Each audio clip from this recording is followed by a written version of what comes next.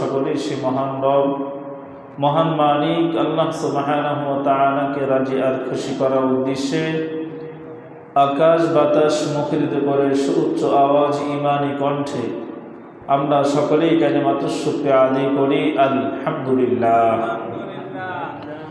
লক্ষ কোটি দরুদ ও সালাম প্রেরণ করছি মানবতার মুক্তির দিশারি, মানবতার মহান শিক্ষক, উম্মতের কান্ডারি, সরকারে দো জাহান রাসূল আকরাম নবী মুহাম্মদুর রাসূলুল্লাহ সাল্লাল্লাহু আলাইহি ওয়াসাল্লামের উপর।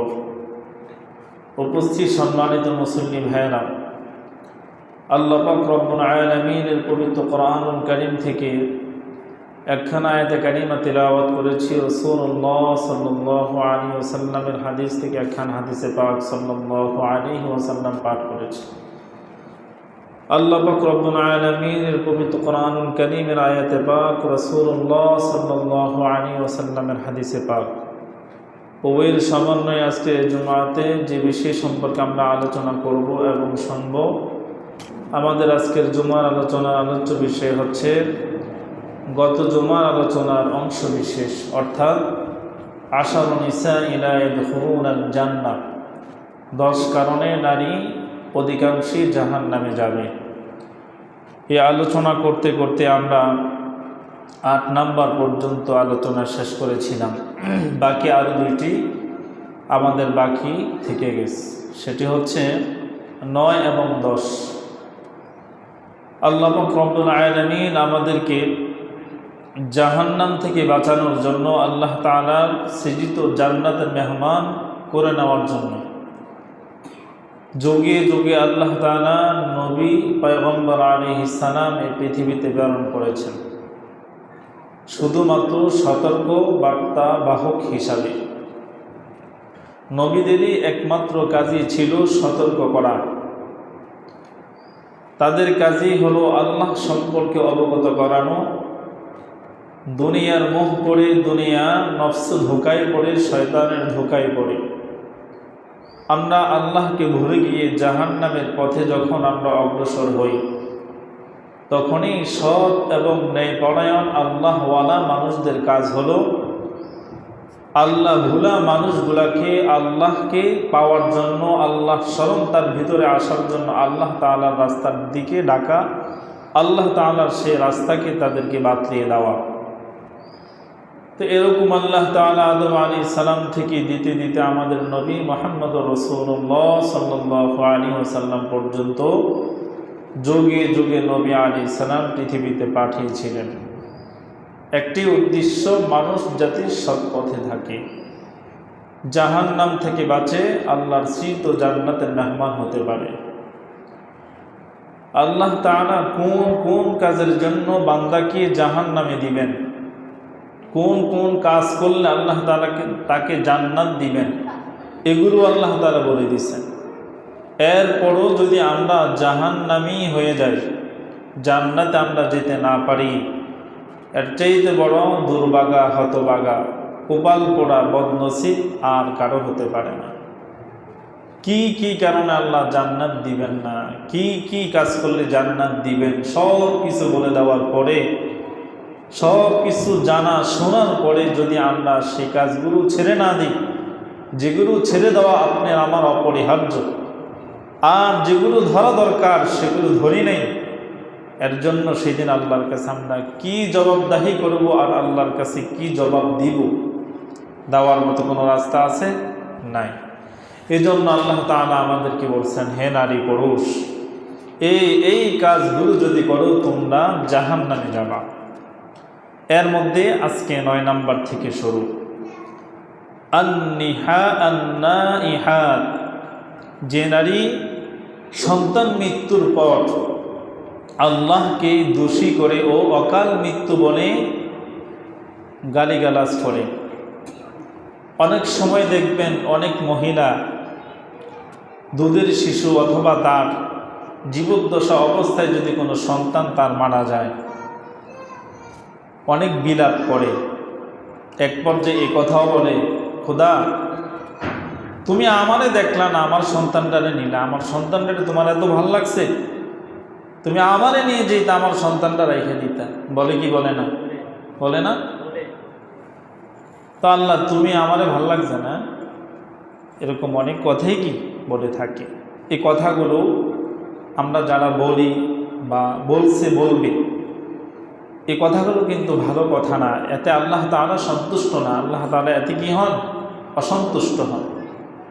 তার কারণ কাকে আল্লাহ তাআলা মওত দিবেন, কাকে আল্লাহ তাআলা পৃথিবীতে জীবন দিয়ে রাখবেন, এটা একান্ত কার সিদ্ধান্ত? আল্লাহ। আল্লাহ যাকে মন চায় আল্লাহ তাকে নিয়ে যাবেন, যাকে মন চায় তাকে আল্লাহ পৃথিবীতে রেখে দিবেন। এটা একমাত্র ওনারই অধিকার আছে, ওনারই একমাত্র সিদ্ধান্ত, আর কারো কোনো হাত নেই। আবার আমরা অনেক সময় অনেকে মওত যখন হয়ে যায় বলি আরে অকাল মৃত্যু হয়ে গেছে।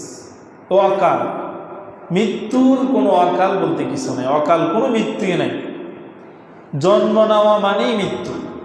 যেদিন আমি এই পৃথিবীতে প্রাণ নিয়ে আসছি তার পিছনেই কিন্তু মালাকুল মওত দাঁড়ানো। জন্ম মানেই কি? মৃত্যু। যে কোনো মুহূর্তে আমার পৃথিবী থেকে চলে যেতে হবে। পৃথিবীতে আসার ধারাবাহিকতা সিরিয়াল আছে, কিন্তু এই পৃথিবী থেকে যাওয়ার কোনো কি নাই, সিরিয়াল নাই। তো এই দিকে লক্ষ্য করলেও তো আমরা এই ধরনের কথা বলতে পারি না। কিন্তু সন্তান যখন হারিয়ে ফেলে, ব্যাখিয়ালে উদাসীন অবস্থায় অনেক কিছু মানুষ বলে ফেলে।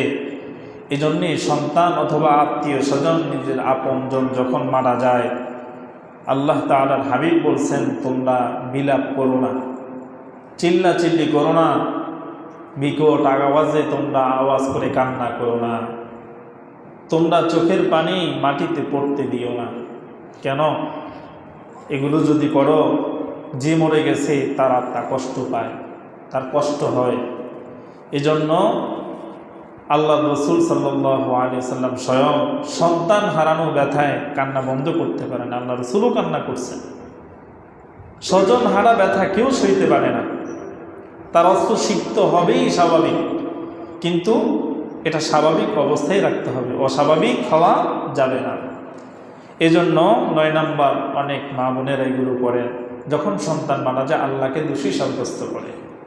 অনেক বাবাও অনেক সময় সন্তান যখন উপযুক্ত হয়, কামাই রোজগার করার মতো মাত্র শুরু করছে, সন্তানটা মারা গেছে, তখন ও বাবাও বলে আল্লাহ আমার সুখ তোমার সইল না। কয় না? আমার সুখ তো বুঝি খোদা তোমার সইল না, মাত্র কামাই রোজগার শুরু করলো, একটু আরামে খাবো, সারা জীবনেতে আমি কষ্ট করলাম, এখন তুমি আমার সন্তানটা নিয়ে নিলা। ঠিক আছে, তোমার খুশি তো আমার খুশি। তখনই কিন্তু বইলা নিছি আল্লাহ আমার বলে। এই কথাগুলা কিন্তু ভালো না, এগুলো আমরা না বলে আল্লাহ আমাদেরকে এই ধরনের কথা থেকে হেফাজত করেন, বলেন আমিন। আর অকাল মৃত্যু বলতে কিছুই নাই। মৃত্যু যে কোনো সময় কি আসতে পারে, যে কোনো সময় মৃত্যু হতেই পারে, তার কোনো নির্দিষ্ট কি নাই, সময় নাই। এইগুলো যারা করে ফুকাহায়ে কেরাম বলেন এই সমস্ত কথাগুলো শিরিক তুল্য। কি তুল্য? শিরিক তুল্য। এই কথাগুলো থেকে আল্লাহ তাআলা সবাইকে হেফাজত করেন, বলেন আমিন। নাম্বার 10, আল মুহাল্লালাহু, যে নারী, যে পুরুষ তার স্ত্রীকে 3 তালাক দিল। কয় তালাক? 10 নাম্বার, যে স্বামী তার স্ত্রীকে 3 তালাক দিল, দ্বিতীয় কারো কাছে শর্তের বিনিময়ে বিয়ে বসলো, যদিও ফুকাহায়ে কেরাম এটাকে জায়েজ বলে ফতোয়া দিয়েছেন বটে, কিন্তু তাওবা ব্যতীত ওই স্বামী যদি মারা যায়, কে মারা যায়? যে স্বামী তার স্ত্রীকে তালাক দিছে, ওই স্বামী যদি তাওবা ব্যতীত মারা যায়, সে জাহান্নামী হবে, নাউযুবিল্লাহ। একসাথে 3 তালাক দেওয়া কারণে। তা আমাদের সমাজে অহরহ কিন্তু এগুলো ঘটে, ঘটে না? অনেক ঘটে। চুল থেকে পান একটু খসলেই হয়েছে, পান থেকে একটু চুল কোনো রকম পড়লে হয়েছে, এই দ্বন্দ্ব শুরু হয়ে গেছে। আর আমরা পুরুষ, আমাদের সবচেয়ে বড় হাতিয়ার 3টা বুলেট আছে, বেতাল করলেই দিমো চাইরা, এক বাহাদুরে নিয়া যখনই দ্বন্দ্ব লাগে তখনই বলে ফেলে দিলাম তোমারে, ঠিক না? এগুলো আসলে যারা সচেতন, জ্ঞানী, বুদ্ধিমান, পরহেজগার, মুমিন, আল্লাহর ভয় যার ভিতরে আছে, প্রকৃতপক্ষে একজন নারীকে তার জীবন সঙ্গিনী হিসাবে সুখী দুঃখী সবকিছু মিলাইয়া দাম্পত্য জীবন যারা যাপন করে, কখনো তারা এই ধরনের বাক্য উচ্চারণ করে না। করতে পারে না সেটা দূরের কথা, করে না, তারা এগুলো করে না। এই জন্য আমি স্বামী হয়েছি বিদায়ী যে আমি শুধু তার উপর অধিকার খাটাবো, ইসলাম এক পক্ষই শুধু আমাদেরকে অধিকার দেন নাই। আপনি স্বামী হিসাবে যেমন অধিকার আছে, স্ত্রী হিসাবেও তার উপর কি স্বামীর অধিকার আছে। এজন্য অন্যায় অপরাধ হলে তার সমাধান কি হবে এ বিষয়ে গত জুমাতে কিন্তু বলছি। 1 নাম্বার ওয়াইজুহুন্না, তারে কি করো? উপদেশ দাও। 2 নাম্বার ওয়াহজুরুহুন্না, তারে সুন্দর বুঝাইছ, সুন্দর উপদেশ দিছ, দেওয়ার পরও তার খাসলত বল অভ্যাস তার পরিবর্তন হচ্ছে না। ওয়াহজুরুহুন্না, তার বিছানা পৃথক করে দাও। বিছানা পৃথক করার পরও যে নারী তার স্বামীর সাথে তার সম্পর্ক ভালো হয় না, তখন আল্লাহ তাআলা বলেন অদ্দরিবুহুন্না, তার একটু শাস্তি দাও, একটু শাস্তি দাও। এরপর হয় না, তখন আল্লাহ তাআলা বলছেন ফাইন আতা'নাকুম ফালা তাবগু আলাইহিন্না সাবিলা, উভয় পক্ষ থেকে দুজন করে 4 জন, ছেলের পক্ষের 2 জন, মেয়ের পক্ষের 2 জন, উভয় জনের ছেলে মেয়ের কথা শোনার পরে 4 জন সিদ্ধান্ত নিব, এই যে তাদের যা এতক্ষণ শুনলাম এর উপর ভিত্তি করে তাদের এই সংসার টিকে না টিকে না। যদি হ্যাঁ যা শুনছে এগুলো তো সংসার ভাঙ্গার মতো কিছু নাই, সুন্দর মিলিয়ে দিবে। আর যদি দেখে না বিশাল কিছু, তাহলে যেটা তাদের জন্য উত্তম হবে সেটাই কি তারা করে দেবে। এই হলো শরীয়তের কি বিধান। শরীয়ত ধরেই আপনাকে বলে নাই কিন্তু সংসার ভেঙে দাও। শরীয়তের মধ্যে সবচেয়ে নিকৃষ্টতম হালাল হচ্ছে তালাক। আবওয়াজুল হালাল তালাক, শরীয়তের মধ্যে সবচেয়ে নিকৃষ্টতম হালাল। হালাল তবে নিকৃষ্ট হালাল। আল্লাহ তাআলা এটা আমাদের আর না পারতে মানে বাস্তব হবে, এই জঞ্জাল নিয়ে এত কষ্ট কিভাবে সে সংসার করতে পারে, এর চেয়ে একটা বিচ্ছেদ হয়ে যায়। এজন্য আল্লাহ আপনাকে আমাকে একটু কষ্ট থেকে বাঁচানোর জন্য হালাল করছেন, কিন্তু আল্লাহ তাআলা এটা চান নাই। তার কারণ আত্মীয়তার বন্ধন ছিন্ন করা এটা আল্লাহ পছন্দ করেন না, এটা আল্লাহ কি পছন্দ করেন না। এই জন্য আল্লাহ রাসূল বলছেন লা ইয়াদখুলুল জান্নাতা কাতি', আত্মীয়তা ছিন্নকারী কখনোই জান্নাতে যাবে না, নাউযুবিল্লাহ। আর ওই জায়গায় দাম্পত্য জীবন বিশাল বড় কিছু। এজন্য আমাদেরকে এগুলো খেয়াল রাখতে হবে। এজন্য রাসূলুল্লাহ সাল্লাল্লাহু আলাইহি ওয়াসাল্লাম হাদিসে নারীদেরকে দুনিয়ার শ্রেষ্ঠ হিসাবে ঘোষণা করছেন। খায়রু মাতা'id দুনিয়া আল মারআতুস সালিহাত, দুনিয়ার মাঝে সর্বোত্তম সম্পদ হচ্ছে একজন নেককার স্ত্রী। আল্লাহর হাবিব সাল্লাল্লাহু আলাইহি ওয়াসাল্লাম এই কথা কেন বললেন? দুনিয়ার মধ্যে সবচেয়ে একজন শ্রেষ্ঠ সম্পদ একজন স্বামীর জন্য হচ্ছে তার নেককার স্ত্রী। আল্লাহর হাবিব অন্য হাদিসের মাঝে তাও বলেন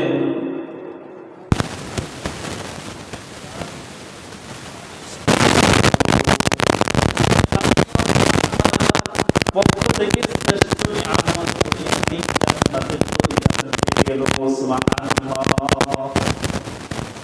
আল্লাহর হাবিব সাল্লাল্লাহু আলাইহি ওয়াসাল্লাম এই কথাটি বললেন তার প্রতি বর্ণনাকারী জীবন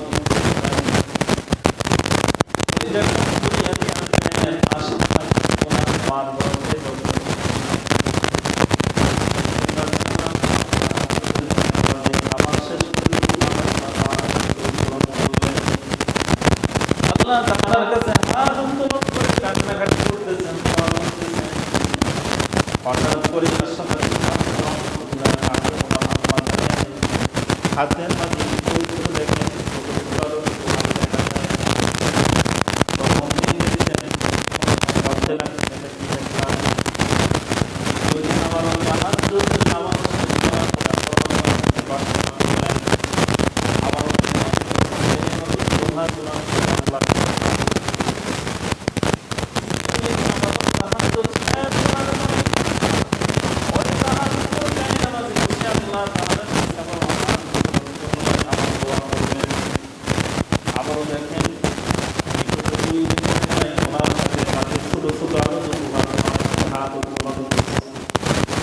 ওনার স্বামীকে দ্বিতীয় দিন যাওয়ার পর জিজ্ঞেস করলেন, স্বামী আমার আজকে 3 দিন যাবৎ আমার তাহাজ্জুদ যায় নামাজে আল্লাহর কাছে প্রার্থনা করার সময় আমার দুহাত যখন আল্লাহর কাছে আমি উৎসর্গ করে প্রার্থনা করি, আমার দুহাতের মাঝে আমার হাতের তালুর মাঝে ছোট ছোট আলাদা দুহাত আমার কাছে আল্লাহর কাছে প্রার্থনা করে, তার হাকিকত আমার বুঝে আসে না। আশরাফ আলী থানভী রহমতুল্লাহ আলাইহি ওনার বাবা যখন ওনার মাকে বললেন, ও বিবি আমার, আজ থেকে অনেক দিন আগে আল্লাহ তাআলা আমাকে স্বপ্নে দেখিয়েছেন তোমার গর্ভে যে সন্তান আছে, আমার যে সন্তান পৃথিবীতে আসবে, আল্লাহ পাক রব্বুল আলামিন এমন একটা সন্তান তোমাকে আমাকে দিবেন, এই সন্তানটা জগৎ বিখ্যাত একজন হাদিসের মুহাদ্দিস। সুবহানাল্লাহ। ঠিকই আছে ভাই, থানভী রহমতুল্লাহ আলাইহি এই পৃথিবীতে আসার জগৎ বিখ্যাত একজন মুহাদ্দিস হয়েছিলেন, না তো পর্যন্ত তোমার মতে মুহাদ্দিস পাওয়া যায় না।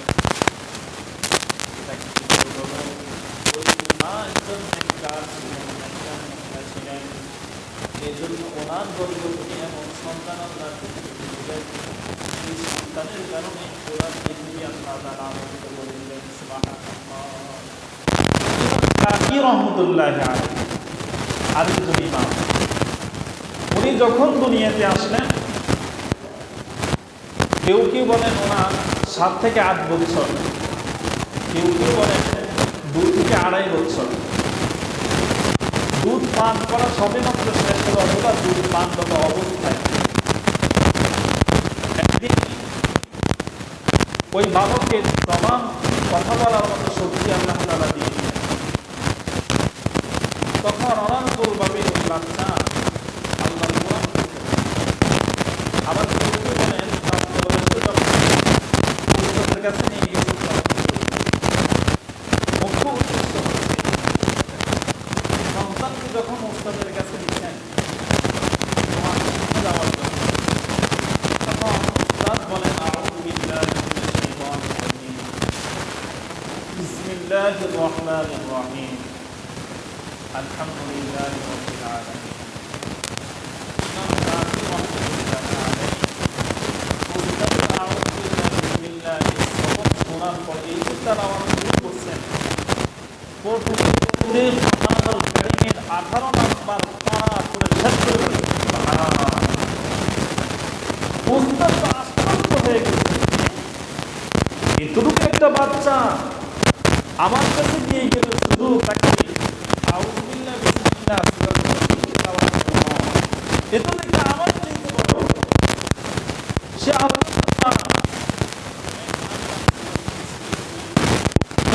পারা শেষ করতে করতে 18 নাম্বার পারা পর্যন্ত শেষ করে ফেলবে, সাধারণ কাজ। মাকে খবর দিলেন, জিজ্ঞেস করলেন, মাগো এই সন্তান কিভাবে? ইমাম কাকি রহমতুল্লাহ আলাইহি মা বললেন, আমার মা বাবা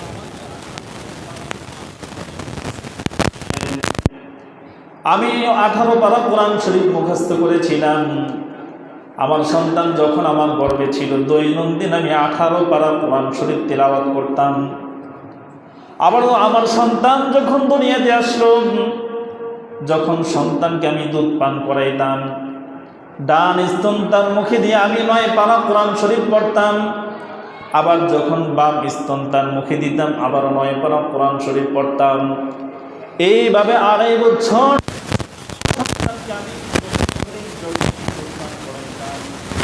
প্রতিবারে আমি মা সন্তানকে 18 পারা কোরআন তাকে শোনাইতাম। সুবহান। তখন উস্তাদ বললেন, মাগো আপনি যখন কোরআন তেলাওয়াত করতেন, সন্তান দুধ পান করত, সন্তানের দিল ঈমান আপনার আত্মার সাথে কানেকশন ছিল। আপনি যখন কোরআন পড়তেন আল্লাহ পাক রব্বুল আলামিন যেন সন্তানের হৃদয়ের মাঝে সেটা রেকর্ড করে ফেলছেন। আর আল্লাহ তাআলা আজকে যেদিন তার কথা বলার মতো বাস শক্তি দিলেন, আজকে ওই সন্তান সে রেকর্ড চালু করে দিল। সুবহানাল্লাহ। আজকাল এই মা আসেনি, আসেনি? হ্যাঁ, নাই। কোরআন শরীফই তো পড়তে পারে না, কোরআন শরীফই পড়তে পারে না। তো এই মা আর সন্তানকে কি শোনাইবে? আড্ডুম বাড্ডুম গোড়াড্ডুম সাজে, এগুলোতেই শোনাইবে। সে আর কি শোনাইব? সে নিজেই তো কিছু পারে না। এই জন্য আমাদের সন্তানগুলো আজ কেমন হয় না। এই জন্যই বলা হয়েছে বাবার চাইতে একজন শিক্ষিত মা বেশি প্রয়োজন। আমরা কিন্তু অনেক সময় বলে থাকি একটা ঘরের মেয়ে কোনো রকম হইলে তো হ্যাঁ তো শিক্ষা কি দরকার, সে হেডমাস্টার হবে না। এটা ভুল সিদ্ধান্ত। একটা বাচ্চা তার প্রাথমিক শিক্ষা তার ঘরের মা থেকে শিখে। বাবা যেমন শিক্ষিতই হোক, বাবার চাইতে বেশি শিক্ষিত একজন মা প্রয়োজন। যে ঘরের মা শিক্ষিত ওই ঘরের সন্তান শিক্ষিত। যে ঘরের মা মূর্খ, বাবা শিক্ষিত হতে পারে কিন্তু সন্তান বড় শিক্ষিত বানাতে সহজে পারে না, সম্ভব হয় না। এজন্য বাবার চাইতে একজন মা শিক্ষিত হওয়া কি বেশি প্রয়োজন। বাবা কতক্ষণ বাসাতে থাকে, বাবা কতক্ষণ সন্তানকে সময় দিতে পারে, পুরো সময়টা মায়ে তো বাচ্চাকে দেয়। এজন্য ঘরে যদি আমার একজন শিক্ষিত বউ থাকে, বাচ্চার একটা শিক্ষিতা মা থাকে, তাহলে আপনার এই বাচ্চার অদূর ভবিষ্যৎ ইনশাআল্লাহ সুন্দর হবে। এই জন্যে আল্লাহ রাসূল বলছেন ফাসবির বিযাতিদ দ্বীন, যখনই বিবাহ করো একজন নেককার সুন্দর শিক্ষিত একজন নারী দেখে বিবাহ করো। অর্থ সম্পদ বেশি রূপসী না, এগুলো বেশি প্রয়োজন নাই। যদি দেখো তেমন রূপ নাই, তেমন তার সৌন্দর্য নাই, কিন্তু দিনদার আছে, শিক্ষা আছে, আল্লাহর ভয় তার ভিতরে আছে, তাকে গ্রহণ করে নাও। এর দ্বারা তোমার ভবিষ্যৎ কি হবে? সুন্দর। আব্দুল কাদের জিলানী রহমতুল্লাহ আলাইহি একজন বড় পীর না, শুনেন না আপনারা? আব্দুল কাদের জিলানী রহমতুল্লাহ আলাইহি 18 পারা কোরআন শরীফ হাফেজ ছিলেন। কিভাবে? একই ঘটনা। ওনার মা উস্তাদের কাছে ওনাকে দিয়েছেন পড়তে। যখন উস্তাদ আউযু বিল্লাহ বিসমিল্লাহ শুরু করছেন, ও ইমাম আরে বড় পীর আব্দুল কাদের জিলানী রহমতুল্লাহ উনিও একইভাবে পড়তে পড়তে 18 পারা কোরআন শরীফ পড়ে ফেলছে। উস্তাদ আশ্চর্য, এটা কী করে সম্ভব? তখন আব্দুল কাদের জিলানী রহমতুল্লাহ আলাইহি ওনার মা বলছেন, হুজুর আমি প্রত্যেক দিন 18 পারা কোরআন পড়তাম। সুবহানাল্লাহ, সুবহানাল্লাহ।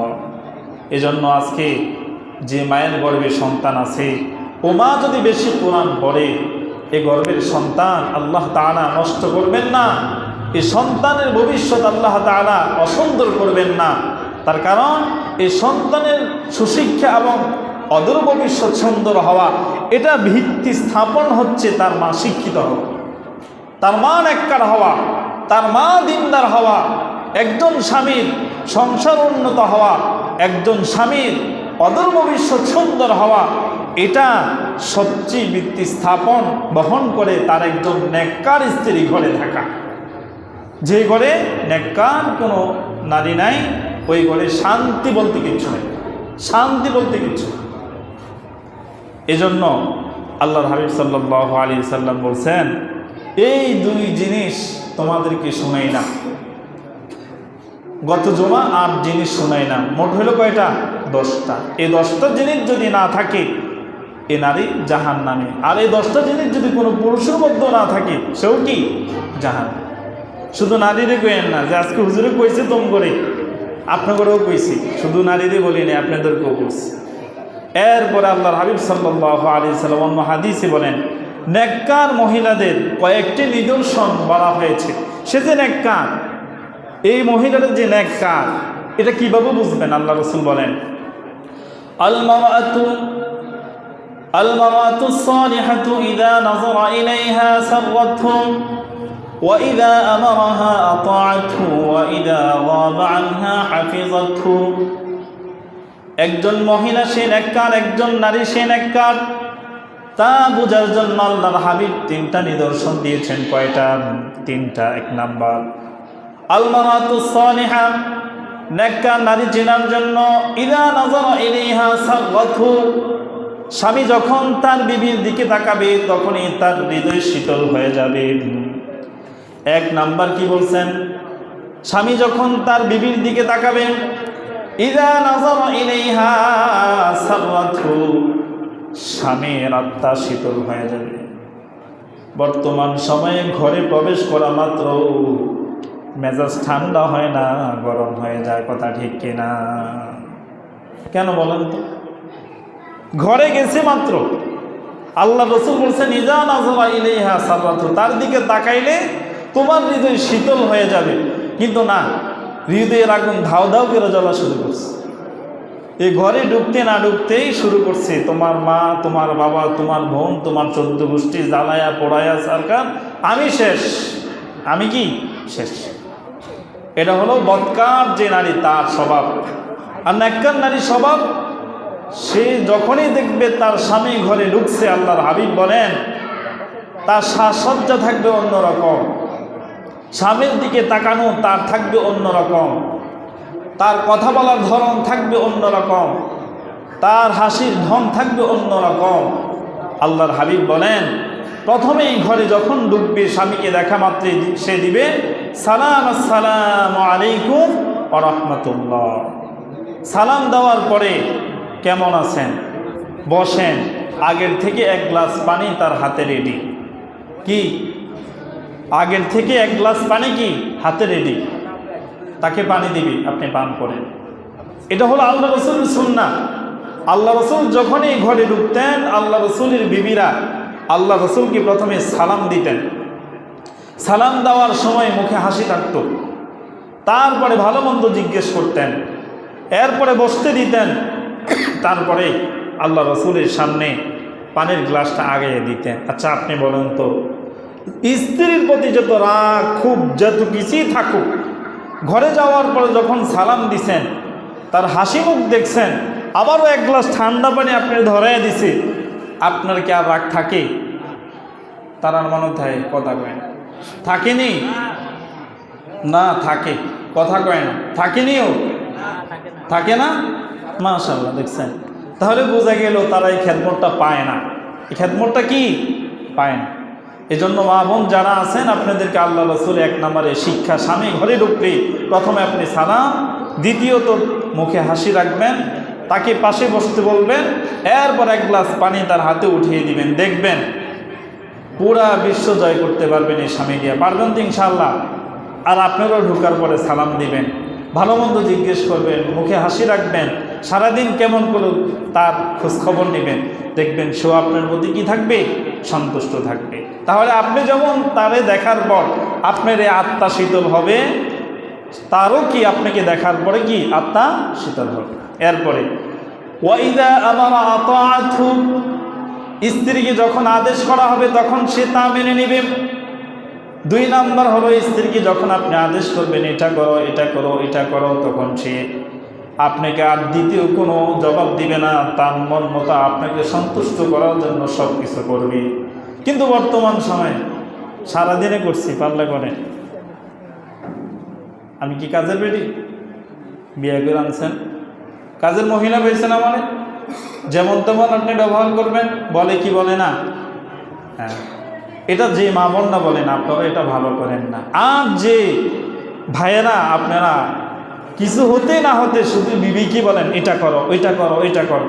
আপনি পায়ের ওপর পাও ঢুলে চা খান, পান খাইতেছেন, আপনারও কিন্তু একটু বিবেক খাটানো দরকার।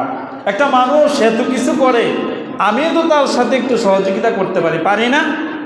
আল্লাহ রাসূল সাংসারিক কাজে বিবিদেরকে সহযোগিতা করতেন, বিবিদের কাপড় ধুইতেন, বিবিদের সবজি কাইটা দিতেন, রান্নার কাজে সাহায্য করতেন, ঘরের ধোয়া মোছা কাজে আল্লাহ রাসূল সাহায্য করতেন।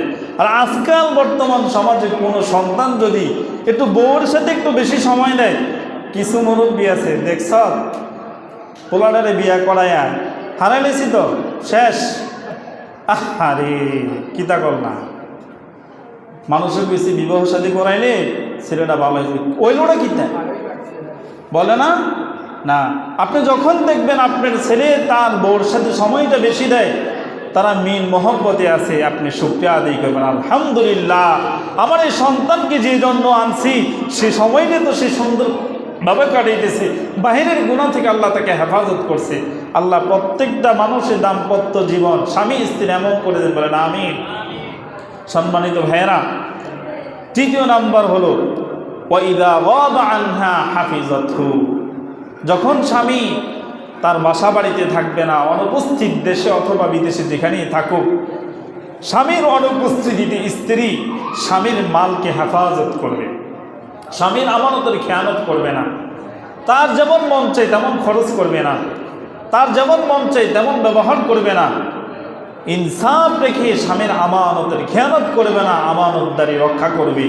এই তিন জিনিস যে নারীর মাঝে পাওয়া যাবে সে একজন নেককার নারী, আর এই তিন জিনিস যে পুরুষের মাঝে পাওয়া যাবে সে একজন নেককার পুরুষ। সুবহানাল্লাহ। তাহলে ঘরে গেলে আজকের থেকে হামতাম কাসিরাম করবেন না, আগে সালাম দিবেন। কথা কয়েন, আগে সালাম দিয়ে। এক মুরব্বী ওয়াজে গেছে, যাওয়ার পরে শুনছে হুজুরে বলছে বিবিদের সালাম দেওয়া এটা আল্লাহ রাসূলের সুন্নাত। তো 60 থেকে 70 বছর তো জীবন কাটছে, কোনোদিন দেয় নাই। ওয়াজের থেকে উঠা যায় আজকে, অন্যদিন তো কই অমুকের মা দরজা খোলো, আজকে আর অমুকের মা কয় না, দরজার মধ্যে এইভাবে থাপড়াইতে স্যার করতেছে আসসালামু আলাইকুম, আসসালামু আলাইকুম। এখন তো দাঁড়িয়ে নাতিনরে কয়, আরে তোর দাদারে ঠিক আজকে ভূতে ধরছে। দাদি আপনি এটা কী কন? কাহা তোর দাদারে ভূতে ধরছে। এখন এই মহিলা তো ডরে দরজা খোলে না, কিল্লিগে নতুন এক জিনিস দাদার থেকে আবিষ্কার হয়েছে যা ইতিপূর্বে 70 বছর দেখে নাই। এখন তো দাদি সালাম শুনে ভয়ে দরজা খোলে না, খাইছে এই সালাম তো জীবনে আমার সে দেয় নাই, এখন উনি ভয়ে দরজা খোলে না। কিছুক্ষণ পরে নাতিন যখন দরজা খুলছে, দাদি তখন পালাইছিল ভয়ে, তখন দাদা সামনে এসে বলে, আরে তুমি পালাইতেছে কেন?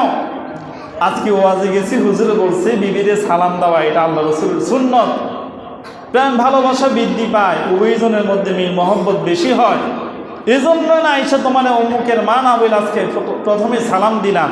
তখন দাদি বলতেছে, আরে আমি তো ইতিপূর্বে কোনোদিনই সালাম শুনিও না আর আপনার কাছ থেকে পাইনি, এই জন্য আমি চমকে গেছি, হঠাৎ করে আমি ভয় পেয়েছি, ভয় পাওয়ার কথাই তো স্বাভাবিক, কথা ঠিক না? তা আপনারা 70 বছরে গিয়ে এই ওয়াজ পালন করেন না, এখন থেকে স্টার্ট করেন, পারবেন তো ইনশাল্লাহ? ইনশাল্লাহ আপনি দেওয়া শুরু করবেন, আপনার সন্তানও দেওয়া শুরু করবে। আপনি যেমন কর্ম ঠিক আপনার সন্তানের তেমন কর্মফল আসবে, পারবেন তো ইনশাল্লাহ? সর্বশেষ কথা, আল্লাহ রাসূল বলেন 5টা জিনিস যে নারীর মধ্যে থাকবে সে আল্লাহর জান্নাতের 8টা দরজার যে কোনো দরজা দিয়ে জান্নাতে প্রবেশ করতে পারবে। সুবহানাল্লাহ। আল মারআতু ইযা সাল্লাত খামসাহা ওয়া সামাত শাহরাহা ওয়া হাফিজাত ফারজাহা ওয়া আতাআত যাওজাহা দাখালাল জান্নাহ বিআইয়ি বাবিন শাআত মিন আবওয়াবিল জান্নাহ। আল্লাহর হাবিব বলেন, যে নারীর মাঝে 5টা বৈশিষ্ট্য থাকবে সে নারী আল্লাহর জান্নাতের 8টা দরজার যে কোনো দরজা দিয়ে ইচ্ছে আল্লাহর জান্নাতে প্রবেশ করতে পারবে। 1 নাম্বার, যে মহিলা 5 ওয়াক্ত নামাজ দৈনন্দিন আদায় করবেন। 2 নাম্বার, যে মহিলা দৈনন্দিন আল্লাহ পাক রব্বুল আলামিনের ফরজকৃত মাহে রমাদানের রোজা পালন করবে। নাম্বার 3, যে মহিলা তার লজ্জাস্থানের হেফাজত করবে। নাম্বার 4, যে মহিলা তার স্বামীর আনুগত্য করবে। আল্লাহর হাবিব বলেন নাম্বার 5, যে মহিলা বেশি বেশি মওতের কথা স্মরণ করবে। এই 5 জিনিস যে মহিলার মাঝে থাকবে সে নির্ঘাত জান্নাতে আল্লাহর জান্নাতের 8 দরজার যে কোনো দরজা দিয়ে আল্লাহর জান্নাতে প্রবেশ করতে পারবে। সুবহানাল্লাহ। তো আমাদেরও এই জিনিস থাকা লাগবে। আল্লাহ পাক রব্বুল আলামিন নারী এবং পুরুষ সকলকে এই আমলগুলো করার তৌফিক দেন, বলেন আমিন। ওয়া আখিরু দাওয়ানা আলহামদুলিল্লাহি রাব্বিল আলামিন।